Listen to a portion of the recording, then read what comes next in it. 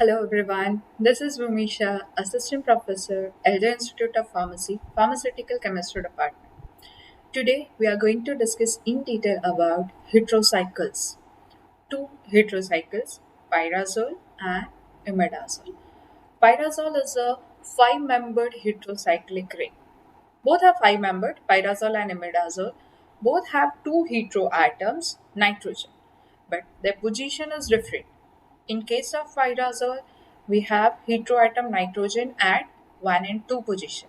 See in this structure, I have mentioned numbering part. A nitrogen will have hydrogen that possesses number 1.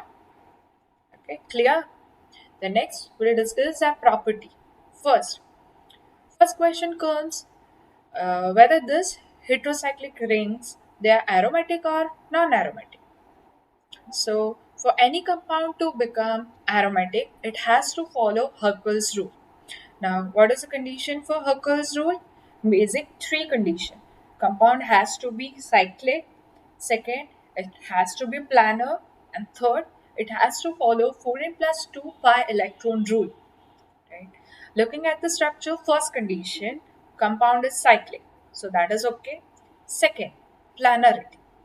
Say in that in a figure, in case of pyrazole, we have three carbon and two nitrogen atoms. So all they possess, or all of them, they have sp2 hybridization. And as we all know, sp2 hybridization is planar.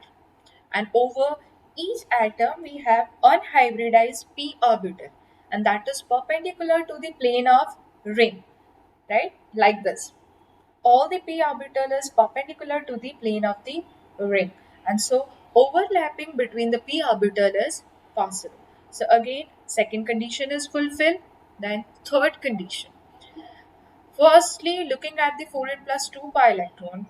First, looking in a structure, we have only 2 pi bonds, that means only 4 electrons. So if we solve out this equation, 4n plus 2 equals to 4 and becomes non-integer. So initially it becomes non-aromatic because third condition is not fulfilled. But here in this ring, we have heteroatom nitrogen, two heteroatoms. So one of the nitrogen that will donate its lone pair towards aromaticity. Lone pair, matlab two electrons means two electrons, right? So already we have 4 electrons and we are adding up 2 electrons. So that makes total 6 electrons. So again we can solve out 4n plus 2 equals to 6. So here n becomes integer. So now all the three conditions like cyclic, planarity and 4n plus 2 pi electron has been fulfilled. So we can say this pyrazole ring is aromatic. The next property is tautomerism. Tautomerism means rapid migration of hydrogen from one nitrogen to another. See in this figure, initially third carbon and second nitrogen, they have double bond, right? Then we'll shift hydrogen position of a nitrogen. We'll shift numbering of hydrogen, right? Right. So that is all tautomerism. The next, hydrogen bonding. Both type of hydrogen bonding can be possible, intramolecular as well as intermolecular, that I have shown in a figure.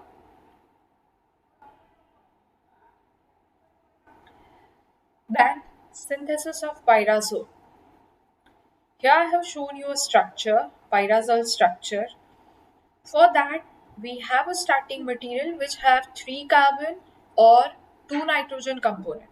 So first synthesis, non-pyrrole synthesis. See, between this two carbonyl compound, we have only one carbon. So 1, 2 and 3. That 3 carbon forms our base of pyrazole. And then R and R, that behaves as a substituent over this pyrazole ring. Right? So only fusing, recall our reactions of carbonyl compounds with amine derivative. Simply removal of water molecules and we have fused ring. Right? So non-pyrrole synthesis, this reaction converts hydrazine or its derivatives In place of hydrazine, we can have also substituted hydrazine derivative. If we use substituted hydrazine derivative, then we'll find some of the substituent over this nitrogen, right? Whichever the substituent present over hydrazine ring, that substituent can be present over nitrogen in pyrazole ring, right? Second reaction, second synthesis, that is from pyrimidine, a six-member ring that is converted onto five-membered ring, right? So pyridine is very susceptible to nucleophilic addition reaction. It reacts with hot hydrazine solution to give pyrazine. How? Uh, Here for this reaction we have sequence of chemical reaction. This reaction involves first addition of nucleophile, means this hydrazine molecule is added into pyrimidine ring. Then rings will open up. Then uh, removal of a group, and then ring closes. So we get this pyrazole. Easiest reaction to remember. The third synthesis of pyrazole includes from nitrile amines. See, for starting material, we have alkynes, right? That alkyne carbon that forms base for only two carbons in a um, pyrazole ring, right? And this nitrile amine, they imparts N and C part in a pyrazole ring. Mechanism or how this cycloaddition reaction is carried out, that I have shown in a figure.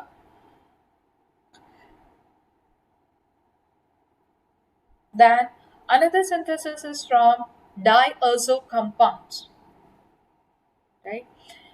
The starting material we can have in a both direction. C6H5 in upper side and C6H5 in a downside, right? And this diazo compound N and C that forms base for N and C in pyrazole, while this acetyl from this acetylene derivative we get two carbon to add up in a pyrazole ring.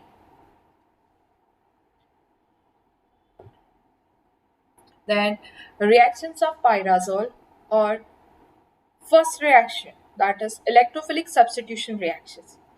Most probably uh, uh, heterocyclic ring, they can easily undergo electrophilic substitution reaction. Why? Electrophile means attraction towards electron. And here over a pyrazole ring, we have a pi clouds of electron, which is acting as a source of electron. So any electrophile which can be easily attracted towards this pi cloud. And so we can have electrophilic substitution reaction. Now, over which position on a pyrazole this electrophilic substitution reaction is carried out? The possible places, first, electrophilic substitution reaction is carried out over carbon atom. So, possible places C3, C4 and C5. Then question come, over which this is possible? So, we have to try for all the three, C3 as well as 4 as well as 5.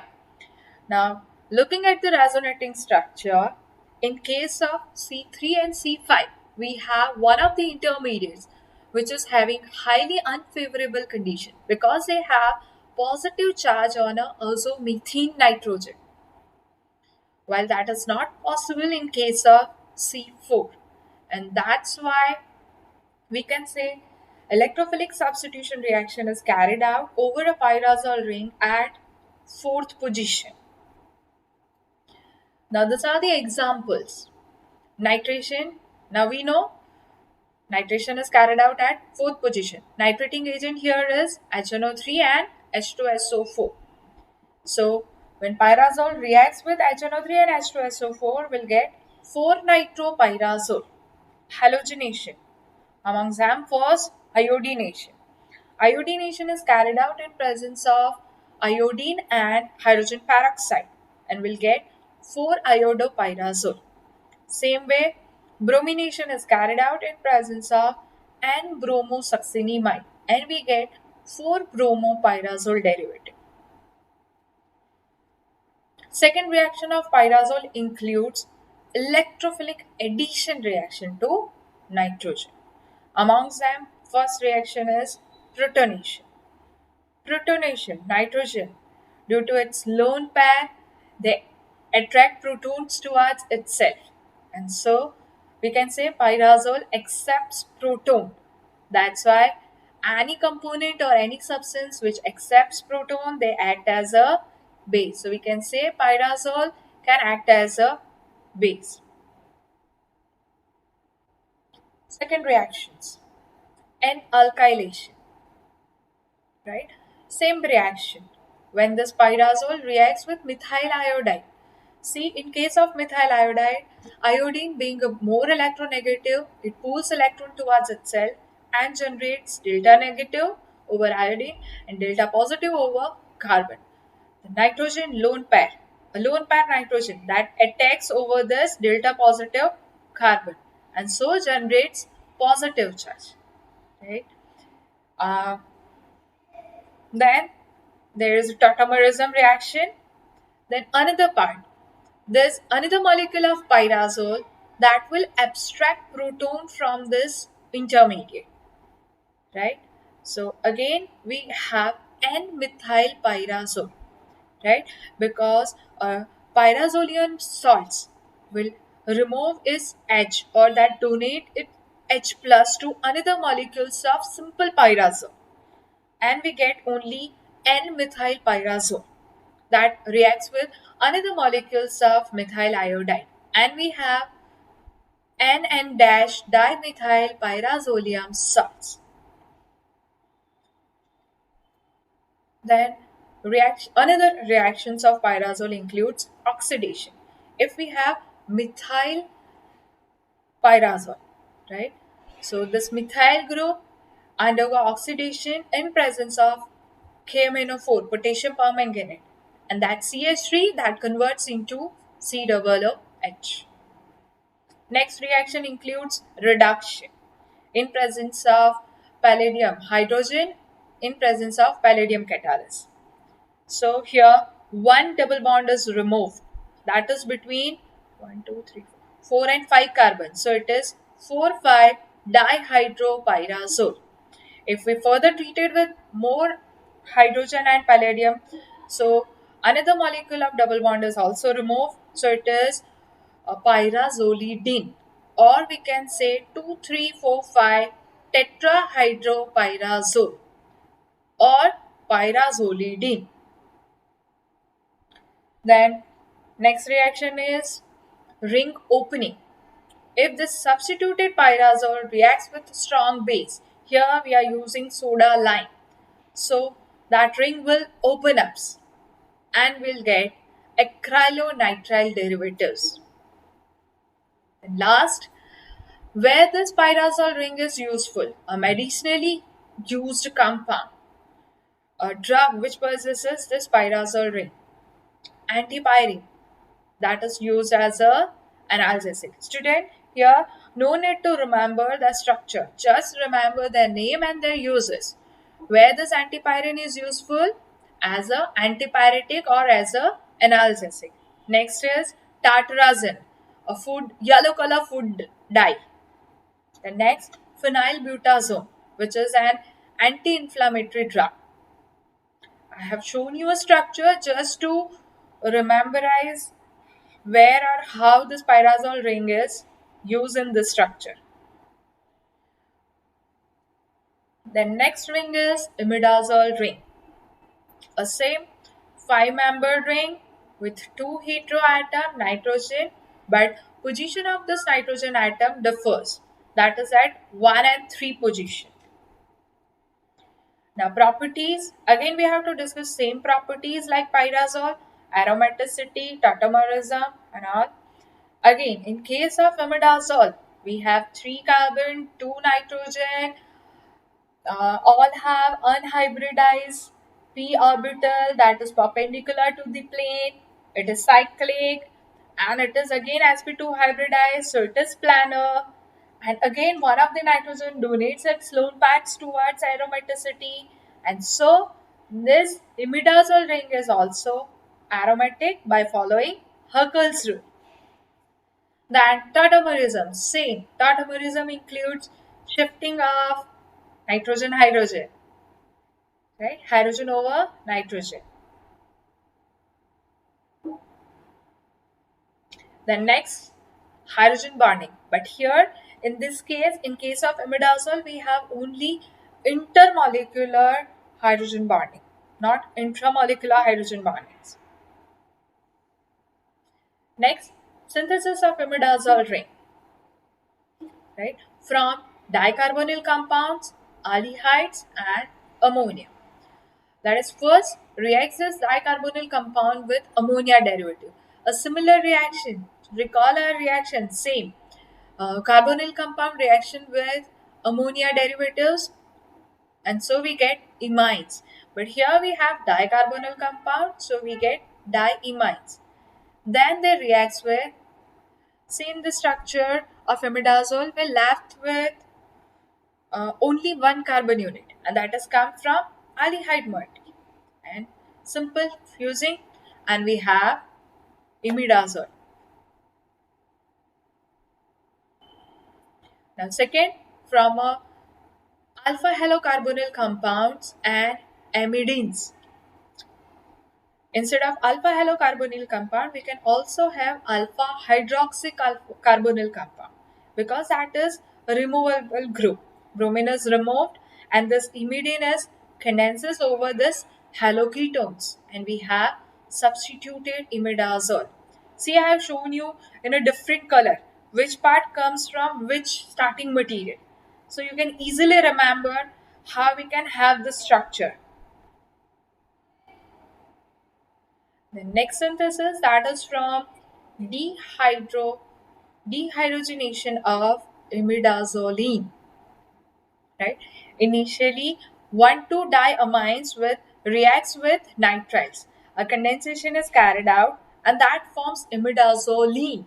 That means saturated derivative that undergo oxidation reaction, and we have substituted imidazole ring in presence of barium manganite. Then reactions of imidazole.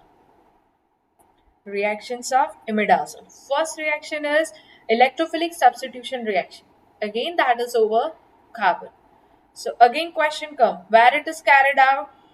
So three possible places: C2, C4, and C5.